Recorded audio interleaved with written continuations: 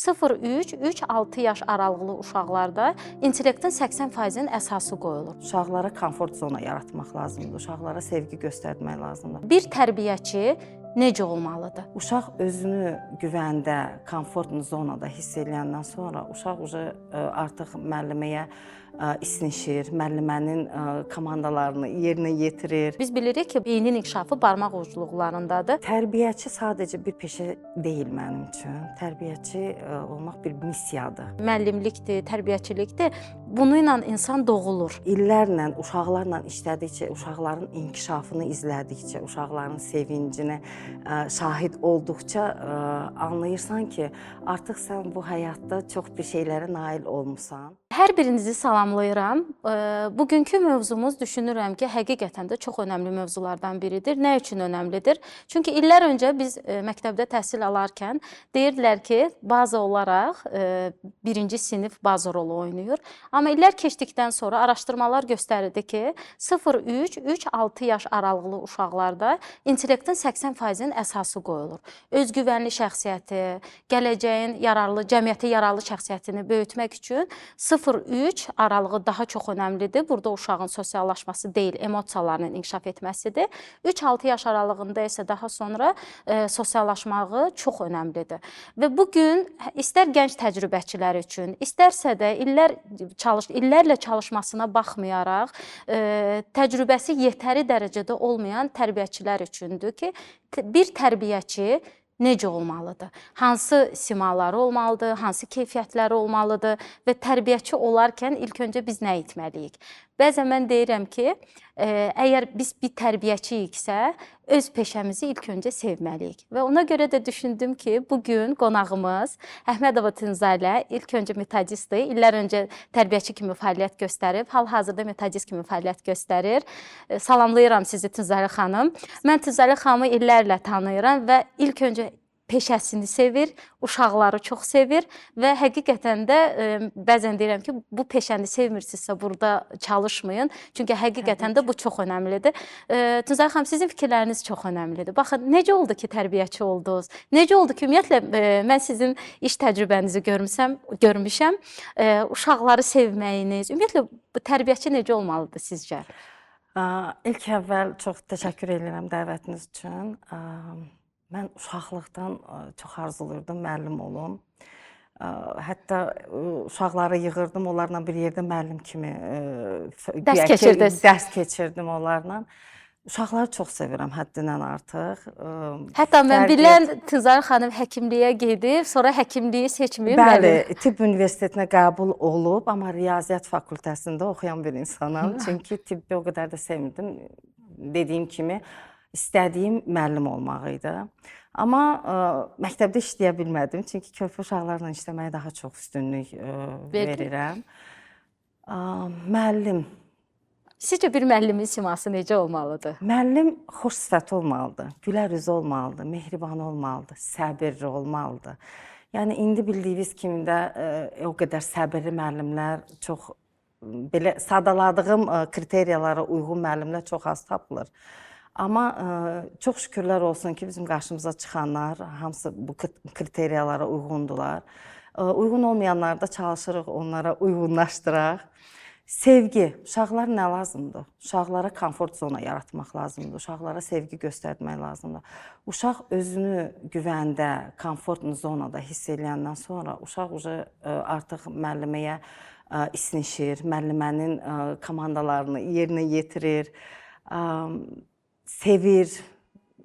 Yaradıcı tərbiyəçi necə olur Tünzalə xanım sizcə? Yaradıcı olmalıdır ümumiyyətlə tərbiyəçi. Təbii ki, yaradıcı olmasa onun dərsi də müəllimənin məşqələsi belə çox, necə deyim, kasad keçər. Gərək müəllimə, tərbiyəçi. Müəllimə bax, məşğələni keçərkən nələrdən istifadə etməlidir ki, məşğələsi maraqlı olsun? Əlinin altında nə varsa, dərslərinə uyğun, onlardan istifadə eləməlidirlər, vəsaitlərdən istifadə eləməlidirlər. Biraz yaradıcı olub, nələrsə öz əlinlə düzəltdiklərini, mən öz əlimlə düzəltmək nəyisə daha çox üstünlük verirəm, nəinki hazır vəsaitlərdən özünüz bilirsiniz. Yəni, çalışmalıdır ki uşaqlara o dərs o qədər maraqlı olsun ki, uşaqlar sakit oturub o dərsə qulaq assınlar, o məşğələyə qulaq assınlar. Əgər müəllimə monoton məşğələ keçirsə, təbii ki, uşaqlar onu qulaq asmayacaqlar. Qavramayacaqlar. Çünki onlara maraqsız olacaq o. Hər kəs öz işi ilə məşğul olacaq. Kim fırlanacaq, kim o bir uşaqla söhbət eləyəcək. Amma müəllimənin məşğələsi maraqlı keçəndə, onda uşaqların diqqəti tam müəllimədə olur, ətrafda olur. Maraqlı məşğələni necə təşkil eləyir Tünzə xanım sizcə? Və ümumiyyətlə bu gün texnologiyanın inkişaf elədiyi bir dövrdəyik. PowerPoint proqramlar var, müxtəlif sensor proqramlar var ki, tədrisimizdə istifadə olunur. Düzdür, mən məsələn texnologiyanın əleyhinə deyiləm, amma biz bilirik ki, beynin inkişafı barmaq ucluqlarındadır. Ələlxüsus da kiçik yaşlı uşaqların inkişafı üçün toxunaraq öyrənmək çox önəmlidir. Yəni bəzən deyirlər ki, artıq kompüterlarda var, sensor motor oyunlardan istifadə edirlər və yaxud da ki, sensor monitorlardan istifadə edir. Sizcə həm necə ümumiyyətlə bu idarə olunmalıdır? Hər ikisini bir yerdə istifadə eləmək olar. Həm PowerPoint-dan da istifadə eləmək olar, proyektordan da istifadə eləmək olar.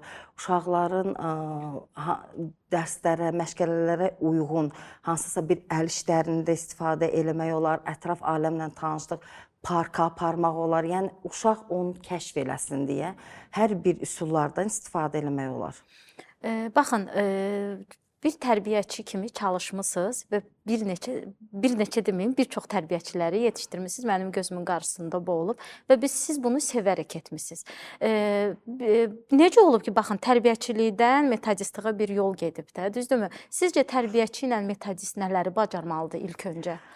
Baxın, belə deyim, tərbiyəçi sadəcə bir peşə deyil mənim üçün. Tərbiyəçi olmaq bir missiyadır. Və illərlə uşaqlarla işlədikcə, uşaqların inkişafını izlədikcə, uşaqların sevincinə şahid olduqca anlayırsan ki, artıq sən bu həyatda çox bir şeylərə nail olmusan və sənin, mən özümdən danışıram və mən bir gün başa düşdüm ki, mənim fəaliyyətim tək bir otaqdan ibarət deyil, məhdudlaşmır o otaqla. Mən kimisə nəyisə öz bildiklərimi paylaşmaq istəyirəm, öyrətmək istəyirəm. Bildiyiniz kimi mənim köməkçilərim də, hamısı indi adlı sanlı müəllimələrdir və çox fəxr edirəm doğrudan da onlarla. Bildiklərimi çalışıram, başqalarından bölüşüm, paylaşım, onları yönləndirim, ilhamlandırım, ruhlandırım. Ona görə düşünürəm ki, metodistlikdə çox bir məsuliyyətlidir əslində və düşünürəm, çətindir, məsuliyyətlidir və biz bunu düzgün şəkildə etməliyik. O qədər metodistlər var ki, məsələn, düzgün yöndə yönləndirmir təcrübəçiləri, istəyir müəllimləri də. Ümumiyyətlə, hər daim deyirəm ki, müəllimlikdir, tərbiyəçilikdir, bununla insan doğulur. Yəni, bu peşəni seçərkən mütləq biz diqqətli olmalıyıq. Çünki bir həkimlərdir, bir müəllimlərdir, insanın gələcəyini həll edir. Biri həyatını həll edir, biri isə həyatda necə yaşayacağını həll edir. Bir müəllimə istəsə uşağı dağ başına qaldıra bilər, biri isə dağdan yerə endirə bilər. Çox əfsuslar olsun ki, bugün qeyri-peşəkarların toxunuşları çoxdur.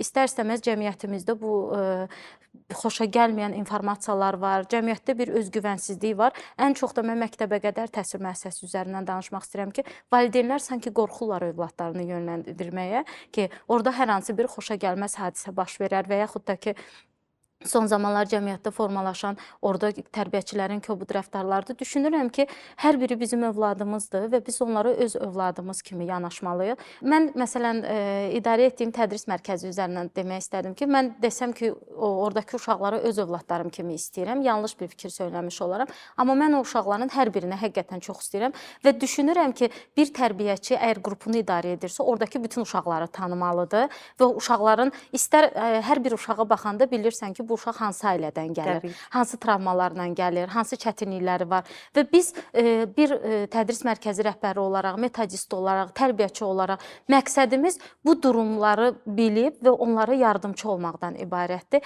Bir tərbiyəçi, bəli, məşğələsini maraqlı keçməlidir, uşaqları çox istəməlidir, amma ilk öncə düşünürəm ki, Tünzə xanım, o güvən hissi var, o komfort zonu düz buyurdunuz ki, uşaqlara çatdırmalıdır onu. Çünki bu çox önəmlidir. Hər uşaq fərqlidir və və hər bir uşağın özünün psixologiyası var. İşlədiyiniz dövrdə təcrübənizi istəyərdim mənimlə paylaşasınız ki, məsələn, hansı çətin situasiyalarla üzləşmisiniz? Ümumiyyətlə, çətin bir situasiya ilə üzləşmisinizmi ki, demisiniz, mən bu situasiyada nə idim? Belə düşündüm, elə bir situasiyalarım oldu. Bir də onu deyə bilərəm ki, uşaqlarla işləmək asandır. Uşaqları özünə öyrətmək də asandır. Amma bax, valideynlərlə işləmək çox çətindir. Çünki valideynlər inam hissi yaşayana qədər, inanana qədər bir xeyli vaxt aparır, güvənənə qədər.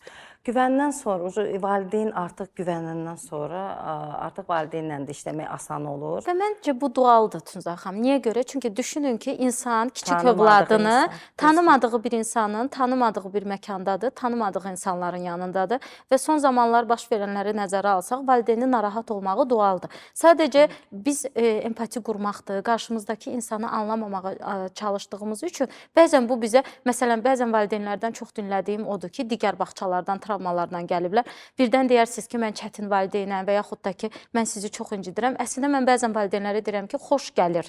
Tək ki, siz şikayətlə bizə gəlin, biz o şikayəti araşdıraq, amma siz narahat qalacaqsınız. Valideyn evdə narahat olanda o narahatçılıq birmənalı övladını ötürülür və uşaq bağçada rahat ola bilmir. Ona görə mən məsələn bəzən valideynlərə deyirəm ki, mən təkliflərə də, iradlara da açığam. Nə vaxt istəsəz gəlib iradlarınızı da bildirə bilərsiniz, təkliflərinizi deyə bilərsiniz. Amma bugün valideynimiz qorxur. Üzləşmişik sizinlə bu problemlərlə. Birdən gəlib şikayət edərəm, uşağımı incidərlər və valideyn nə üçün belə düşünməlidir? Biz, yəni valideynin hayfını çox rast gəlinir, kiçik uşaqlardan mı çıxacaq? Yəni onlar sadəcə kiçik uşaqdılar və valideynin doğal haqqıdır narahat olmaq. O gündə mən bəzən deyirəm, günün səsləndə də gündə milyon kərə zəng edin, biz cavab verək. Çünki bu bizim vəzifə borcumuzdur valideynlərin və düzgün vurğuladınız ki, bir tərbiyəçi məşğələsini maraqlı edərsə, mən həmişə təcrübəçilərə deyirəm ki, ondan ki qışqıracaqsınız, necə ki Pərvənə xanım digər çıxışlarımızda qeyd etmişdi ki, uşaq dedi ki, istəyirəm ki, tərbiyəçi qışqırmasın. Mən övladıma sual verdim ki, sən məktəbdə direktor olsaydın, nə edərdin? Onun mənə sadəcə bir cavab oldu ki, mən orada işləmək istəməyən müəllimələri işdən çıxardardım. Və bu müəllimlər sayı çoxdur. Yenə də deyirəm, müəllim peşəsi çox uca bir peşədir. Heç kimin peşəsini də, yəni şəxsiyyətini də alçalmaq niyyətim yoxdur. Sadəcə reallığımız budur ki, peşəkarlarımız çox az saydadır. Düzdür, var, amma çox az saydadır. Məsələn, biz uşaqları anlamağa çalışsaq, qışqırmadan dərsimizi, məşğələmizi maraqlı etsək, maraqlı ideyalardan istifadə etsək, işimizə yönlənsək, daha çox gözəl nəticəsi olar. Siz necədir? İndi çox vaxt baxırsan ki, İşləməyə gələnlərin çoxu maddiyyətə görə gəlirlər, sevdiklərinə görə yox. Amma biz sizinlə bu işdə işlədiyimiz üçün nəyə görə işləyirik? Çünki sevirik bu işimizi. Bu işi ümumiyyətlə sevmək lazımdır. Ürəkdən, doğrudan da ürəkdən sevirik bu işi və heç bir maddiyyət güdmədən, özünüz bilirsiniz neçə illərdə heç bir maddiyyət güdmədən biz bu sevgimizi uşaqlara aşılayırıq. Onlara yönəldirik. Uşaqlar doğrudan da hardasa bir gündən sonra artıq bizi sevməyə başlayırlar. Belə deyim də Tunca xanım, əlbəttə ki, bir insan evdən çıxırsa, maddiyyatı düşünərək çıxır. Mən həmişə məsələn tərbiyəçilərə deyirəm ki, bəli, hər biriniz maddiyyat yolunda bu yola qədəm qoymusunuz. Amma bir tərbiyəçi maddiyyatdan öncə düşünürəm ki, sevməlidir bu peşəni. Və bir də ən böyük problemimiz nədən ibarətdir? Biz məcburən bəzən bu peşəni seçirik. Əsas diplomumuz olsun. Mən məsələn bəzən biz sizinlə bir təlimdə olduq, yadınızdadırsa, orada sual verdik ki, bu peşəni sevərəkmi seçmisiniz? Orada neçə faiz? 2 nəfər dedi ki, sevmişəm. Orada bir 40 nəfərə yaxın auditoriyada tələbə var idi. Biri dedi anam seçib, biri dedi təsadüfən düşmüşəm və təsadüfən həmin fakültəyə düşən uşaq sabah uşağı sevə biləcəkmi? Sabah sevgisini uşağı ötürə biləcəkmi? Ona görə ilk öncə biz bu peşəni sevərək seçməliyik düşünürəm. Daha sonra o güvən hissi. Bizim bağçalarımızda bax bu problemlər yaşanır. Çünki tərbiyəçilər sevmədən gəlirlər bu işə. Sadəcə diplomları var, maddiyyat, pul qazanmalıdırlar, ona görə gəlirlər və o sevgini ötürə bilmirlər uşağı. Və uşaqda özgüvənsizdir və bir sevgini ötürməyən tərbiyəçi uşağı nə ötürür sizcə? Nələr formalaşır? Aqressiya. Sonra? Özünə güvənsizlik. və daha nələr. Yəni daha çoxdur, kökü daha dərindir. Düşünürəm ki, bu sahəni sevərək seçsələr, istəyərəkdən seçsələr, çünki həqiqətən də bir müəllim uşağın həyatına toxunuş etməlidir. Digərki çıxışlarımızda Pərvənə xanımla müzakirə etmişdik ki, övladlarımızı anlamağa çalışsaq, sevərək bunu etməyə çalışsaq, empati qurmağa çalışsaq, daha çox nəticə əldə etmiş olarıq. Və bir müəllim uşağın həyatına incə toxunuş etməlidir mütləq. Etmirsə, bu peşədən getsin sadəcə. Dəfələrlə cəmiyyət olaraq üzləşdiyimiz problemlərin kökündə sevgisizlik durur. Və uşaqda özgüvən hissini, sosial-emosional bağlılığın düzgün qurulmamasının kökü nədir? Sevgisiz. Valideyn sevgisini ötürə bilmir. Evdə valideyn sevgisini ötürə bilmir. Məktəbdə, bağçada müəllim sevgisini ötürə bilmir və cəmiyyətə yararsız bir şəxsiyyət böyütmüş olur. İlk öncə uşaqların müəllimləri evdə valideynləridir, daha sonra isə bağça və məktəblərdir və bu şəkildə bir-birindən asılı olaraq, ardıcıl olaraq idarə olunmalıdır. Düşünürəm ki, nəticəsi də gözəl olar. Tuzan xanım, çox sağ olun təcrübələrinizi bizim üçün bölüşdüyünüz üçün. Təşəkkür edirəm. Minnətdaram. Mən ümid eləyirəm ki, bu çıxışımız bir çox təcrübəçilər üçün və təcrübəsi olmayan tərbiyəçilər üçün bir siqnal olar, bir necə deyim, çağırış olar ki, həqiqətən də biz onları məcburən uşaqları sevdirə bilmərik. Təbii ki. Amma ən azından sevgini ötürmələrini onlardan xahiş edə bilərik. Çox sağ ol iştirak Siz sağ olun. etdiyinizə görə.